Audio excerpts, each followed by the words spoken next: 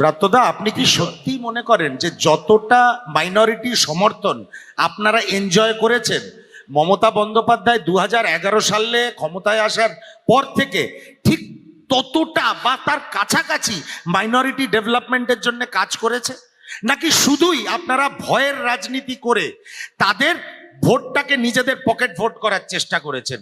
আপনি তো একজন শিক্ষিত মানুষ, অভিনেতা, লেখক, রাজনীতিবিদ। আমি ব্যক্তিগত স্তরে আপনাকে শ্রদ্ধা করি, আপনি সত্যি কথা বলুন তো, শুধু তাদের ভোটটাকে পকেটস্থ করার জন্য যতটা না করেছেন আরেকটু বেশি তো তাদের সামাজিক উন্নয়নের জন্য আপনাদের করা উচিত। তৃণমূলের আমল, মারছে মুসলমান মরছে মুসলমান। ইউপিএ 1 থেকে ইউপিএ 2 একাধিক প্রকল্প আমরা দেখাবো যেটা মানুষকে আর্থিক স্বয়ংভরতা দিচ্ছে।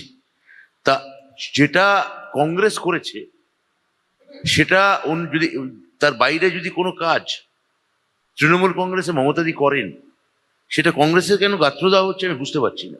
1 2 তাও আমি সুমনবাবুকে ধন্যবাদ জানাবো যে নির্বাচনে আমি দেখলাম উনি মানিকতলায় কন্টিনিউয়াস প্রচার করে গেছেন। প্রচারের মাঝপথে ভিয়েতনাম বা কলম্বিয়া পালিয়ে যাননি। কংগ্রেসের